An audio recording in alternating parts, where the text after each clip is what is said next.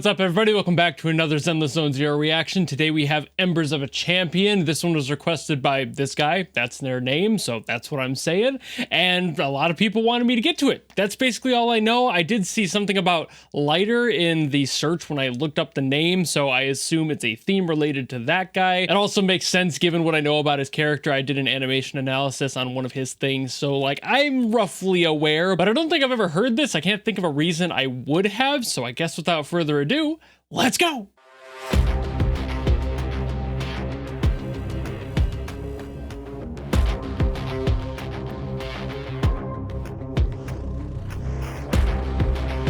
Kind of back to the standard energy I expect out of this game.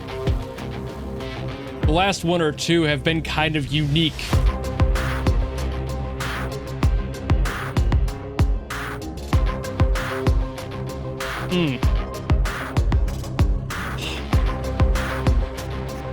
It's a great amount of noise on that like snare sample here. I don't even know if I can call it a snare. Probably is just heavily distorted.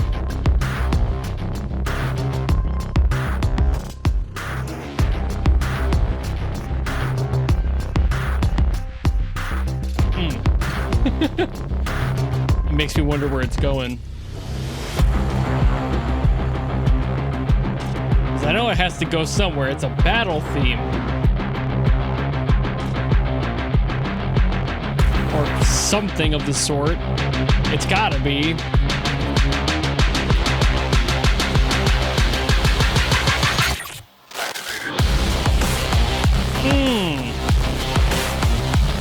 Just cranking that dial enough.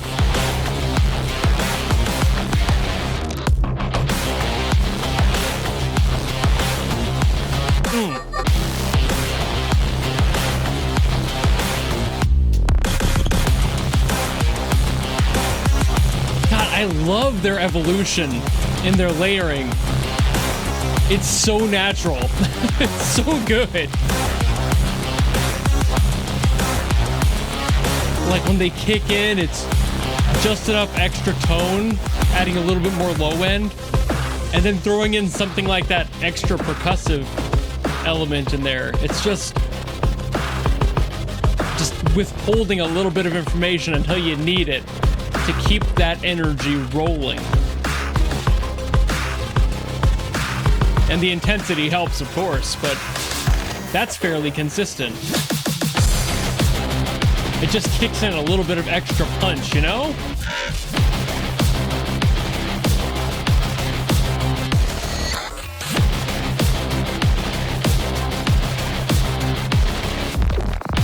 I love those breaks too. Those little details that keep you on your toes.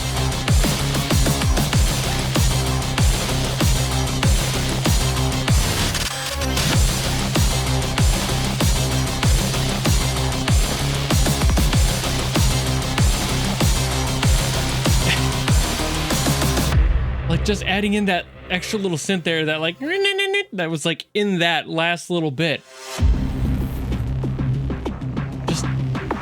Fantastic work all the time. Big finish, or is it doing something else? Oh, okay. Oh, I wasn't sure if it was just gonna loop, but I didn't see how long it was.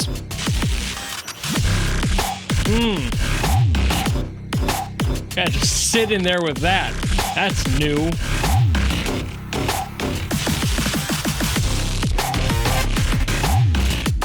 The use of triplets in anything electronic should basically be a law.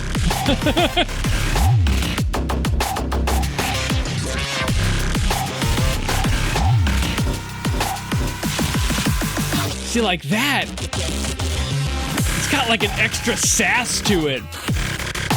Like this is straightforward. It's very blunt, purposeful. But that last section, it's a little sarcastic, a little moody, you know?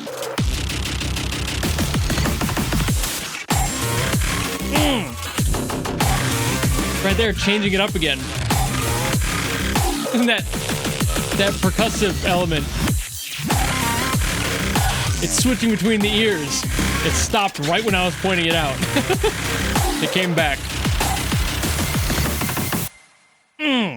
God, I love this sound specifically. I mean, there are plenty of other things that I love about the production, but God, when things like this happen, like when they get back to their roots for their sound, this sound is definitely one of my favorites ever. Also, Rumi, what are you doing on screen right now, girl? Damn. I do this every single time I make a video on their like main OST uploads, because every single time I feel like I need to restate that they are so fucking good at this sound. And that's why I always love it, because like this is their bread and butter. It is purely what they know how to make. They make it well, and while they definitely do other things, it's not like Sanzi is unavailable for other genres or anything. This is really what their core is, and they do it so well every single time. Just like this one, I was sitting here just vibing with the sound design, as I always am. It's such a crispy mix, it's so balanced, and every single frequency that you're hearing on the high end is so well matched to the low end. When it kicks in, like I mentioned, like you add those layers, it starts thin, it broadens itself, it adds just enough, it continues to add one or two more layers before it loops back into something else in a different part of the song. They just pace out all of those layer additions so well, and then they took everything out again and basically started from scratch to come back in with that like little sassy section. And if we're looking at the character and the little bit I know of the character, that feels so good for the character, because it's something for somebody who is very rhythm-based, very straightforward, is able to do this, but has that little bit in there that's like, there's their personality, there's the sass, there's the sarcastic fuck you're fighting with, and he's just like, you can't touch me, oh, dude, fuck you. It's just got so much of that in there. It's offbeat. It's a little bit different. And it's not like it's so offbeat that you can't find the rhythm. It's not an odd time signature. It's nothing wild like that. It's still very rooted, but at the same time, it's got a swing to it. That's like the bouncing of a boxer. It's something that you can't quite tell where they're going to come at. So like that works so well for somebody who is a street fighter in a way. It is just, that's such a good characterizing thing, and they do it so well by just throwing it in there. I thought we were just going to get more of the same, and I was like, that's a really solid fighting battle theme that works for the character. I'm just like, okay, you know what? Rhythm, you got all the sounds in here. Again, their sound design is just so tantalizingly good every time that no matter what they do for this soundtrack so far, I am on board with. But then they threw that in there, and I was not anticipating that sass to be personified in the song and to be just, it's just fucking perfect. I don't know how else to phrase that. It is exactly what this song needed to go from being a generalized fighting song to specifically this character's fight. And while I don't know this character all that well, aside from the information I've gotten from that animation video, this is really all I've got to go off of. And this feels so right. I don't know how else to describe that. The little extra details in here with some of the extra layering, and again, the things bouncing between the ears, like having that in the mix just keeps you alive. Again, kind of feels like something's swaying between your focal point and your ears. Like you cannot center yourself because the song is trying so hard to put you just a little bit off while still keeping it very rhythmically consistent every single time. This is such an ideal OST for just this sound, this sort of mix. If you're an EDM producer or striving to be one and you're fresh to it, listen to everything in this OST, because every single thing I've heard so far has been just the peak of this genre and this sound. If you're looking for this sort of like grungy-esque tone, this electronic sort of like undercity, seedy underbelly sound, that's what they do so well in the soundtrack. And again, they've done a lot of things, and some things way different in their tone, and the approach has been just super unique to it. But for these, their bread and butter, this is so good to listen to the mix, to listen to the balancing, to listen to where where things are in the ears, pay attention to sound design like this, because you will not learn from many better producers when it comes down to this sound. If you're an EDM producer of any sort, even if you're not looking for specifically this sound in your music, there will be something mix-wise, production-wise, be it post or just the synths you want to use, something in the design for it. You will find something 100% worth the listen. So just pay attention to this. This is just free. You know, this is a free masterclass. You need to listen to more of this soundtrack if you're looking to get into production, because while I'm not a producer, I've listened to so much music, and this is one of the best produced overall OSTs for this electronica sort of sound that I've ever heard. So just listen to it well, closely, take notes.